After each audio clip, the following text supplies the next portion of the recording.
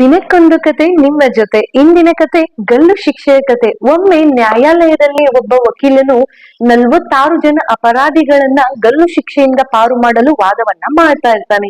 ಅವನು ವಾದ ಮಾಡುತ್ತಿರುವಂತಹ ಸಂದರ್ಭದಲ್ಲಿ ಆತನ ಸಹಾಯಕನೊಬ್ಬನು ಬಂದು ಆತನಿಗೆ ಸಣ್ಣದಾದ ಒಂದು ಚೀಟಿಯನ್ನ ಕೊಡ್ತಾನೆ.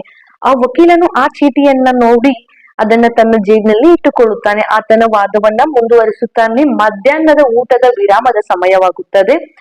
ಆಮೇಲೆ ಅಲ್ಲಿರುವಂತಹ ನ್ಯಾಯಾಧೀಶ ಜಡ್ಜ್ ಬಂದು ಆ ವಕೀಲನನ್ನ ಕೇಳ್ತಾನೆ. ಏನಂತ ಕೇಳ್ತಾನೆ?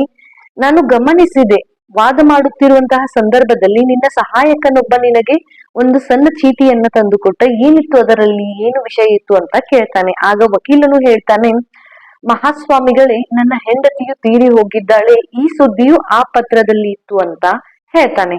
ಇದನ್ನ ಕೇಳಿದಂತಹ ನ್ಯಾಯಾಧೀಶನಿಗೆ ಆಶ್ಚರ್ಯವಾಗುತ್ತದೆ.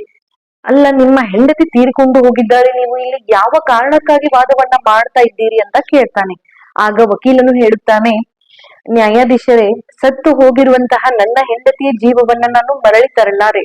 ಆದರೆ ನಾನು ವಾದವನ್ನ ಬಿಟ್ಟಿದ್ದರೆ ಈ ಬದುಕಿರುವಂತಹ 46 ಜನರಿಗೂ ಕೂಡ ನೀವು ಗಲ್ಲು ಶಿಕ್ಷೆಯನ್ನ ವಿಧಿಸುತ್ತಿದ್ದರೆ, ಹಾಗಾಗಿ ನಾನು ಹೋಗಲಿಲ್ಲ ಅಂತ ಹೇಳ್ತಾನೆ.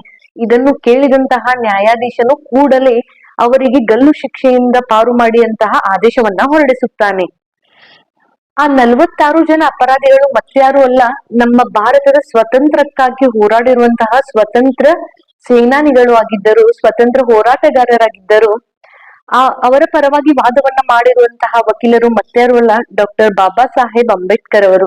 ಇದರಿಂದ ತಿಳಿದು ಬರುವುದೇನೆಂದರೆ, ದೇಶ ಸೇವೆಯೇ ಜನಾರ್ದನ ಸೇವೆ. Thank you.